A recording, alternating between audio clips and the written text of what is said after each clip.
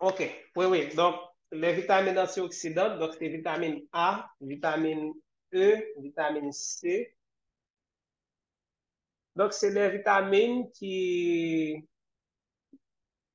aident l'organisme, les cellules, donc, à lutter contre le stress oxydatif et qui préviennent les maladies cardiovasculaires, le diabète et le cancer, etc.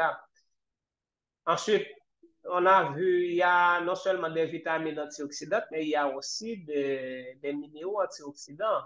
Donc, qui peut me rappeler les minéraux antioxydants?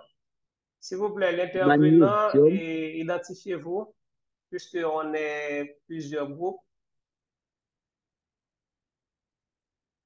Magnésium, c'est qui est-ce qui parle? c'est Toussaint Gibson, professeur. Mhm. C'est de la FMP. Il y a magnésium, je crois qu'il y a sélénium aussi comme élément antioxydant. Je ne me rappelle pas Aussi, les. aussi magnésium là-dedans, il y a sélénium, oui, sélénium. Qui est-ce qui a Le complété? zinc, le zinc, le cuivre et le manganèse. Identifiez-vous, s'il vous plaît. Il y a le C'est zinc, de la FMP. OK? Il y a le zinc, ensuite, Le cuivre et le manganèse. cuivre et manganèse. Voilà. Donc, ensuite, on a vu, et à côté des vitamines, à côté des minéraux, il y a aussi les phytonutriments, les substances phytochimiques. Donc là, il y a plusieurs catégories. Donc, il y a les polyphénols. OK? Dans les polyphénols, vous avez plusieurs sous-catégories, les flavonoïdes, les flavonols, etc. Vous avez des polyphénols et, hydrosolubles, des polyphénols et liposolubles, etc. Donc, il y a toute une variété d'antioxydants donc, que l'on peut consommer donc, dans les aliments et qui peuvent aider à l'organisme à lutter contre le stress oxydatif. OK? Donc maintenant, les fibres alimentaires, c'est des glucides non digestifs, non digestibles et non énergétiques aussi. Donc, l'organisme ne peut pas les digérer, c'est-à-dire les transformer en monomères. Donc, ils ne sont pas digérés, mais ces fibres alimentaires, une fois arrivées au niveau du côlon, donc pour la plupart, elles seront fermentées par la flore bactérienne, le microbiote, 100 000 milliards de bactéries. Donc, cette fermentation des fibres donc, va favoriser le bon fonctionnement du microbiote, ce qu'on appelle l'eubiose. Donc, eubiose, c'est le bon fonctionnement. Dysbiose, c'est le mauvais fonctionnement. Donc, après ça, on a vu les glucides complexes. Donc, dans les glucides complexes, nous sommes capables de glucides complexes ou encore féculents. Féculents, donc le groupe, c'est le groupe des féculents. Maintenant, ce groupe des féculents, il y a trois sous-groupes. Il y a les céréales, il y a les légumineuses, il y a les vivres alimentaires. OK? Céréales, légumineuses, vivres alimentaires. Donc, je vous ai envoyé deux vidéos, même trois-même, sur les céréales et les légumineuses. Donc, pour les vivres alimentaires, donc, il n'y a pas eu de vidéo. D'équiper comme combat, nous fait comme devoir. Mais ce qu'il faut savoir, c'est que pratiquement les vivres alimentaires, se trouve entre eux, en termes de valeur nutritionnelle, se trouve entre eux les céréales et les légumineuses. Donc, les légumineuses, c'est-à-dire haricots et lentilles et petits pois, etc., c'est les aliments d'origine végétale les plus nutritifs. Ça, il faut le savoir. OK? Il faut que nous connaissions ça, il faut que nous songions ça. Les légumineuses, c'est parmi les aliments, et s'il y a 3, 4, 5 aliments d'origine végétale qui sont plus nutritifs, Donc, vous gagnez et dans le groupe ça, et les légumineuses. Maintenant, légumineuses, c'est haricots noirs, haricots rouges, lentilles. Il y a soja que nous pas gagné ici, mais il y a une que nous gagnons. Il y a une que nous gagnons ici, qui est extrêmement nutritive, c'est bain d'olive. Est-ce que vous connaissez bain d'olive, moringa?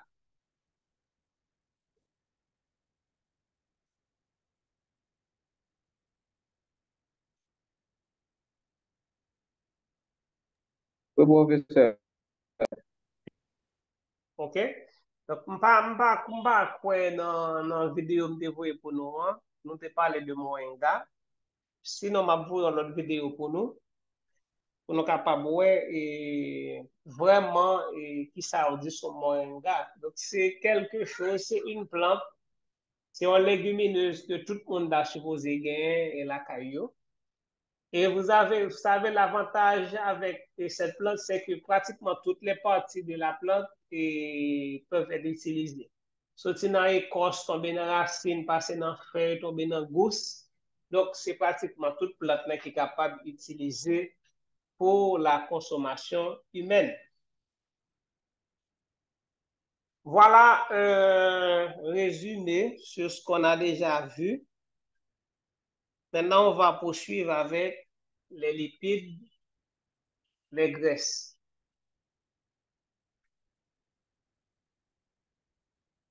OK? Voilà. Maintenant,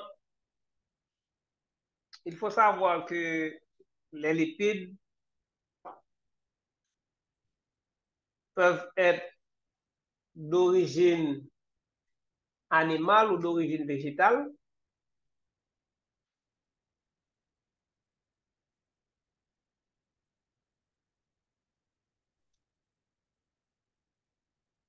OK? Alors, je rappelle qu'on travaille sur Zoom, c'est pour pouvoir enregistrer le cours. Mais il y a un inconvénient, c'est que j'utilise un compte gratuit. Et pour le compte gratuit, on accorde que 40 minutes par séance. Donc, cela signifie qu'à 5h40, le cours s'arrêtera automatiquement et par conséquent, il faudra vous reconnecter. Est-ce que vous m'entendez bien?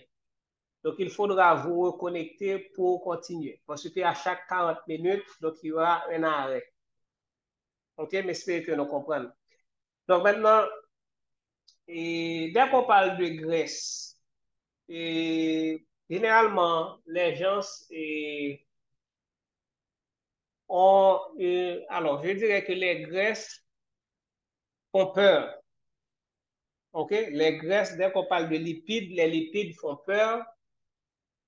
Et ils font beaucoup plus peur que le sucre. Parce que la plupart des gens, il est plus facile d'identifier les lipides ou encore les gens connaissent mieux les lipides par rapport au sucre. Il y a un peu de monde, par exemple, qui pensait que du riz par sucre. Il y a un peu de monde qui pensait que manioc est véritable par sucre, alors que ce sont des aliments riches en sucre. Donc, les lipides font peur parce que tout le monde sait que les lipides sont très énergétiques. Donc, les lipides font grossir. Les lipides peuvent être à l'origine des maladies comme l'hypercholestérolémie, l'artériosclérose ou encore les maladies cardiovasculaires, les maladies coronariennes. Et c'est pourquoi les lipides ne jouissent pas d'une bonne renommée dans le monde scientifique. Mais pourtant, les lipides doivent être inclus dans notre alimentation. Donc, ce qu'il faut éviter, c'est pas de manger moins gras, mais c'est de manger mieux gras. Est-ce que vous comprenez? Donc, il ne faut pas manger moins gras, mais il faut manger mieux gras. Donc, mieux gras signifie qu'il faut consommer davantage de bonnes graisses, des lipides riches en acide gras insaturés. Donc, quand on parle de la valeur de lipides, la valeur de lipides se résume à la nature de ces acides gras. Est-ce que vous êtes là avec moi? Le plus souvent, on a parlé de bonne graisse, mauvaise graisse. Mais lipides, si ça va faire le bon ou pas, c'est acide gras que le gain là-dedans. OK, donc on verra ça par la suite. Maintenant, nous gagnons des lipides d'origine animale. Nous gagnons beurre, par exemple. Nous gagnons crème. Nous gagnons beurre, nous gagnons crème. Nous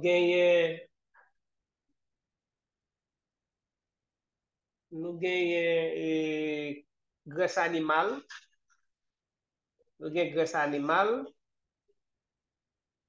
Et puis, nous gagnons des lipides d'origine végétale, l'huile végétale, tournesol, arachide, et puis nous gagnons margarine. Nous gagnons margarine. Maintenant, est-ce que nous sommes capables de faire la différence pour moi entre beurre et margarine?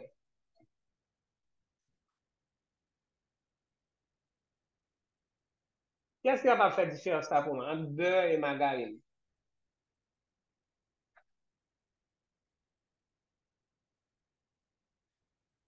Je voulais essayer, professeur. Je dirais que, en fait, beurre, c'est d'origine animale, tandis que margarine, c'est encore de la beurre, mais d'origine végétale. Très bien.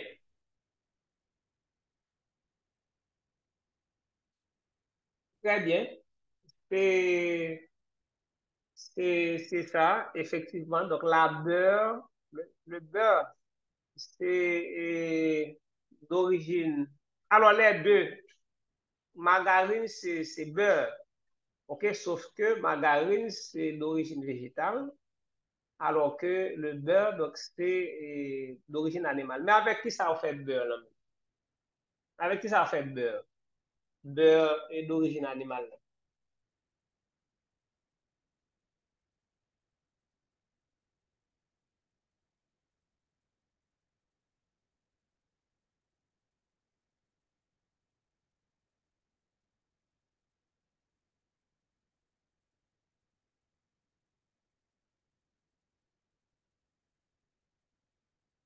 Alors, beurre, avec qui ça fait beurre?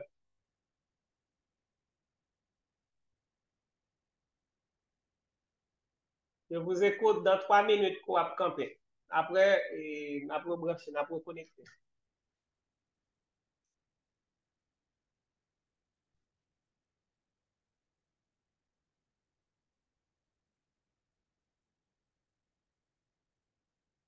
Je vous écoute.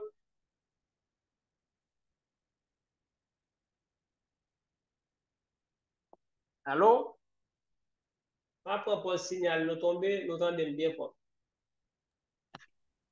Avec Monsieur Antoine. Oui, oui, je vous écoute.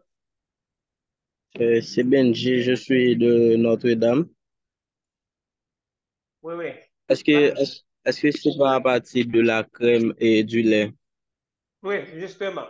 C'est avec la crème, du lait, donc qu'on fabrique et qu'on prépare le beurre. Très bien. Maintenant, les graisses ou encore les lipides. Et quelle est la différence entre l'huile et graisse?